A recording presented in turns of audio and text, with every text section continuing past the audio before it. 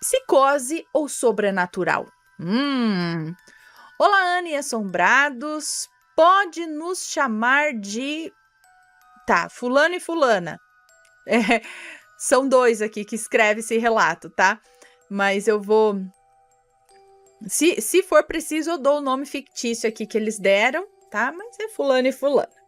Temos 33... Tá, vou falar. Tá, me chame aqui de Iago e Luli, tá? Temos 33 e 37 anos e moramos em São Paulo. Minha esposa acompanha vocês desde o começo e é sob indicação dela que resolvi escrever sobre histórias sobrenaturais que já aconteceram e ainda acontecem na minha família. Caso eu cite o nome de alguém, eles já estarão devidamente trocados. Muito obrigada. O relato que eu vou contar agora é verídico e pensei muito antes de expor, pois a lembrança me causa um pouco de medo. Tudo aconteceu quando eu era apenas um adolescente. Minha mãe, assim como outros componentes da família, sempre foi uma pessoa sensitiva, muito aberta ao sobrenatural. Porém, irei focar em um caso ocorrido desta vez com ela e meu tio. O ano era 2007, eu morava ainda no interior e em uma cidade de 3.000 habitantes, quase na divisa de São Paulo com Mato Grosso do Sul. E esse relato começa em um final de tarde. Para melhor entendimento, preciso explicar a situação do momento. Minha mãe morava em uma rua e minha avó morava em outra, no mesmo bairro. Porém, para chegar na casa da minha avó, havia 2 caminhos, pela rua principal ou por um caminho de terra que passava pelo quintal do vizinho, uma vez que naquela época a maioria das casas não eram muradas e apenas cercadas com arame farpado. Nesse início de noite estávamos eu, minha mãe, que aqui vou chamar de Maria, e meu padrasto, que chamaremos de Carlos. Estávamos todos na cozinha conversando enquanto a minha mãe acabava de fazer a nossa janta. De repente, minha mãe ouviu um barulho de algo arranhando alto a parede, como se fosse um animal grande. Iago, Carlos, vocês ouviram esse bicho arranhando a parede? Disse minha mãe toda arrepiada. Nós dissemos que não havíamos ouvido nada e que ela devia estar escutando coisas. Inclusive, eu dei muita risada na cara dela, risada essa que a deixou muito brava e indignada. E foi nesse momento que o bicho arranhou novamente, só que ainda mais forte. Então minha mãe gritou: Escutem! Escutem! Vocês não estão ouvindo? Vão lá fora ver! Deve ser o Rafael fazendo graça, que é o meu irmão mais velho. Meu padrasto foi lá fora e não havia nada, nem ninguém. Então ficamos muito encucados por somente nós não ouvirmos o tal arranhão.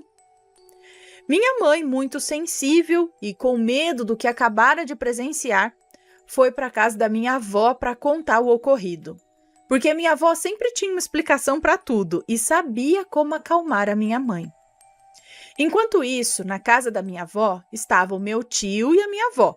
E na mesma hora que a minha mãe ouvia em casa o arranhão na parede, o meu tio estava ouvindo o mesmo barulho de bicho arranhando as madeiras da casa. A casa da minha avó era de madeira. E fez a mesma pergunta para minha avó, se ela não estava escutando um gato arranhando.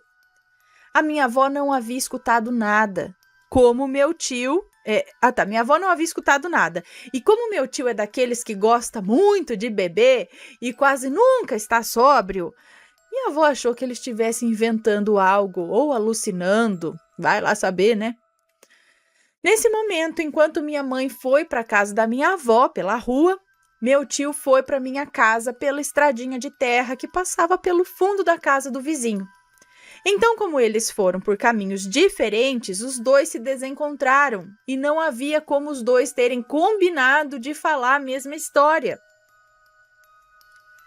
Ao chegarem nas casas, praticamente ao mesmo tempo, minha mãe na casa da minha avó e meu tio na minha casa, os dois contaram o ocorrido e ficamos todos arrepiados, porque os dois tinham escutado o barulho, né? Aquele arranhado, no mesmo horário e em lugares diferentes. E as casas têm cerca de 100 metros de distância uma da outra. Minha avó, que sempre tinha uma explicação para tudo, dessa vez não tinha uma explicação plausível. E a única reação dela foi fazer uma oração. Disse que isso não era coisa boa, não. Pois bem, como diz um ditado popular, dito e feito. Os dois ficaram pensando muito nisso, meu tio e minha mãe. Voltaram para suas casas, mas acabaram por deixar isso quieto, para não assustar mais todo mundo. E aí prosseguimos com o resto da noite. Jantamos normalmente e ninguém mais tocou no assunto. Minha esposa é enfermeira e sempre diz que 3 horas da madrugada é a hora morta, digamos assim. A hora que os mortos e o sobrenatural se manifestam. E é nessa hora que as pessoas costumam morrer nos hospitais. É mesmo?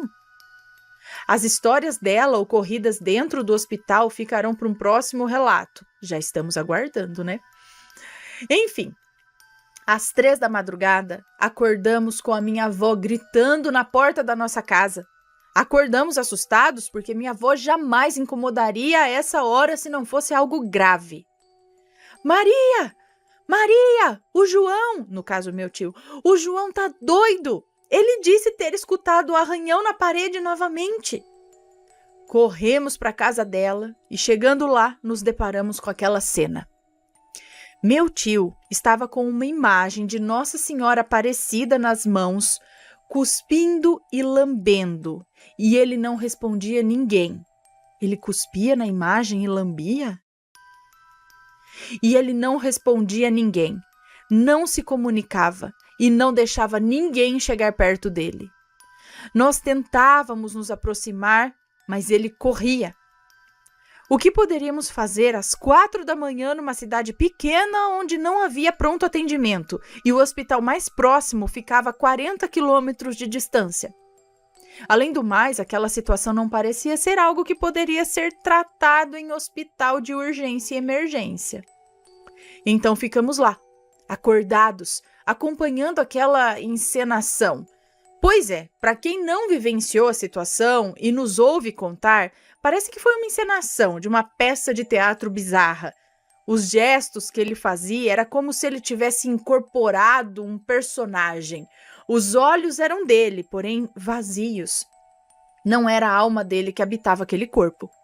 É inexplicável aquela fisionomia, mas aquela peça era uma peça da vida e a plateia éramos nós. Só que ao invés de sorrir, estávamos desesperados, sem saber o que fazer. Confesso que eu chorei muito escondido vendo aquela cena. Então as horas se passaram e pela manhã, a hora correta eu não me lembro, mas já era de manhã, o vizinho deu a ideia de levá-lo a um psiquiatra. Vocês acreditam que nessa hora ele estava em cima do pé de manga na casa desse vizinho, fazendo os mesmos gestos? Ele cuspia na imagem e lambia. Foi então que alguém, eu não me recordo quem, conseguiu uma consulta com o psiquiatra no hospital que mencionei anteriormente. O médico já solicitou que levássemos o meu tio direto para a internação. Não imaginávamos que seria algo sobrenatural, e sim algum tipo de psicose causada pela bebida, ou sei lá. Porém, ficamos cismados, pois ele rezava, pedia ajuda, proteção, mas ao mesmo tempo não deixava ninguém chegar perto dele. É como se o corpo estivesse brigando com a mente. Nossa, eu me arrepio todo só de lembrar. João, desce dessa árvore! Todos chamavam. Porém, ele continuava se recusando e falava que não existia nenhum João lá. Então tivemos que chamar a polícia para contê-lo. Foram 5 em cima dele e não conseguiam contê-lo. Ele tinha uma força inexplicável. Depois de muita conversa com a minha mãe, ele aceitou ser amarrado em uma camisa de força e assim foi colocado em uma ambulância para ser levado para o hospital. Nesse momento, minha mãe chorava, porque era difícil ver o próprio irmão sendo tratado como louco. No fundo, ela sabia que aquilo não era loucura, porque ela havia escutado os mesmos arranhões no dia anterior e levando em consideração algumas coisas sobrenaturais que sempre aconteciam em nossa família, ela sabia que tinha algo ali, só não sabia o quê. No meio do caminho, não se sabe como, ele se soltou da camisa de força e avançou em cima do meu padrasto, dentro da ambulância, dando um trabalho enorme para contê-lo novamente. Chegando ao hospital, meu padrasto foi fazer a ficha para interná-lo. Meu tio já estava mais calmo, mais centrado. Meu padrasto pediu para ele ficar com o motorista da ambulância enquanto ia lá na recepção do hospital para fazer a internação, com medo do que ele podia fazer com as pessoas lá dentro, né? Com medo do que ele podia fazer com as pessoas lá dentro, meu padrasto decidiu deixá-lo lá fora mesmo. Após dar entrada na internação, meu padrasto voltou para levá-lo para dentro. E então o meu tio deu uma volta ao redor do meu padrasto sem tocar nele, visto que ele ainda permanecia amarrado na camisa de força. O jogou para trás e meu padrasto caiu longe com toda a força no chão. Ele não tropeçou nem nada que justificasse a queda espontânea, entendeu?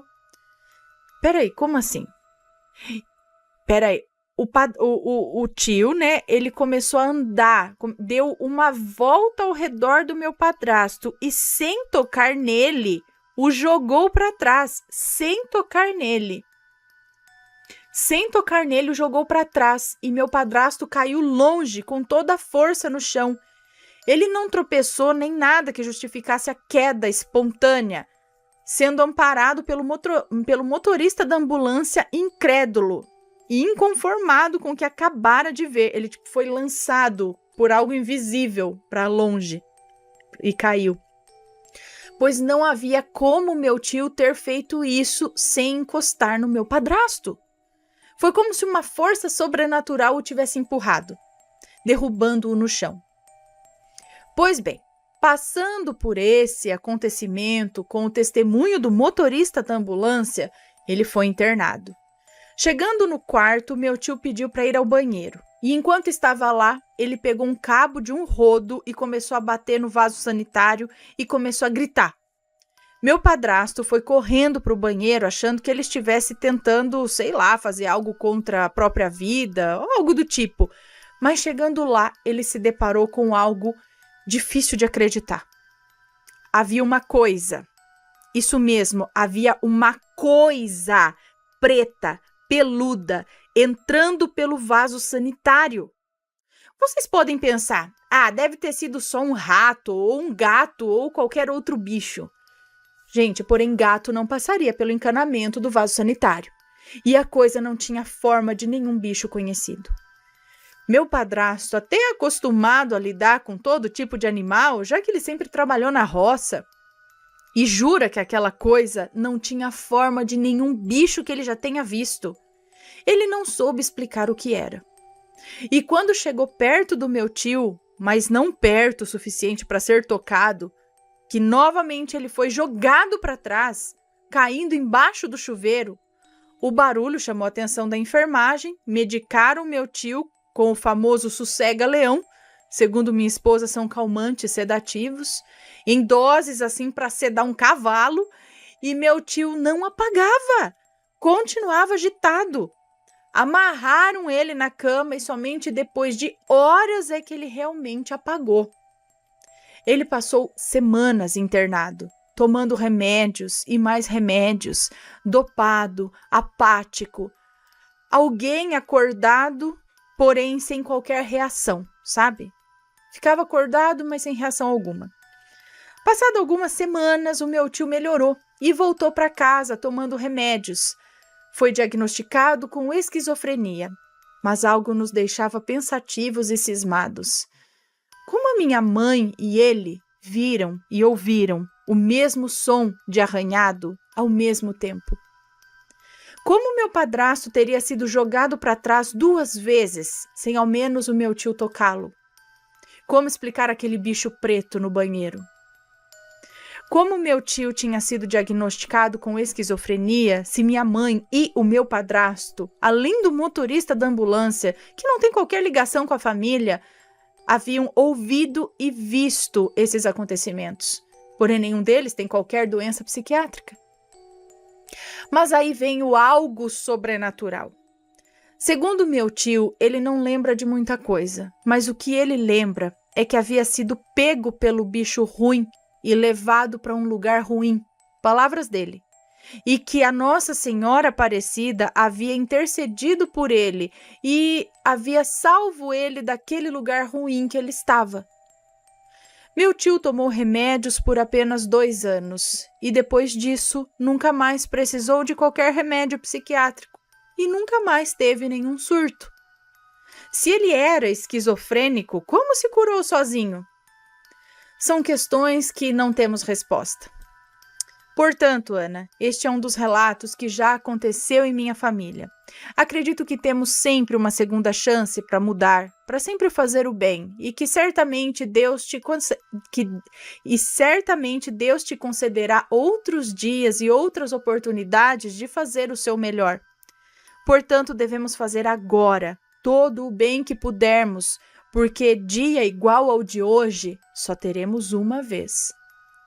Desde então, damos mais valor às pequenas coisas e respeitamos todos os credos, doutrinas e religiões, pois todo o bem e o mal que fizermos terá retorno. Meu tio não fez nenhum mal para outras pessoas, mas talvez o seu vício em álcool tenha deixado brechas para o mal entrar. Então deixo aqui para vocês, assombrados, que estão ouvindo este relato, um pequeno conselho. Não percam tempo. A vida passa num piscar de olhos. Aproveite cada segundo que passa, pois o tempo infelizmente não volta. Arrase ao máximo, divirta-se ao extremo, viva e faça cada momento valer a pena. Meu tio teve uma nova chance e hoje vive bem e intensamente. Não espere por uma crise para ver o que realmente importa na nossa vida. Obrigado, Ana, parabéns pelo canal, minha esposa é muito fã de vocês e por tabela me tornei também. Um abraço a todos. Um beijo para vocês dois, muito obrigada e muito obrigada por compartilhar essa história com a gente, que é muito interessante. Eu também fico pensando o quanto são surtos psicóticos e o quanto não é, né? Mas o que um médico vai falar? Ah, não, realmente ele teve contato com um ser espiritual? Jamais você vai ter esse tipo de diagnóstico num médico, não é? Mas é realmente muito estranho tudo isso, né? Como que ele tombou sem ser tocado, como que... E onde ele estava, né? Ele não lembra de muita coisa, mas ele diz que será que aquilo que estava arranhando conseguiu pegar o tio? Ele tentou a irmã dele, né? Só que talvez o tio, por ter essa brecha aberta por conta da bebida, foi mais fácil de ser pego, digamos assim. Mas para onde ele levou? Que ser era esse? Levou para um lugar que Nossa Senhora tirou ele de lá, mas ele ficou meio que numa luta. Aquele ser meio que tomando conta dele. Será que foi Sete Além? Será que é algo... Não sei. O ser estava querendo levar ele, era um espírito, um obsessor. Ai, gente, não sei. Deixem suas opiniões, sempre com respeito, por favor. Esse foi o relato de hoje. Um grande beijo para vocês e a gente se vê num próximo relato. Fui!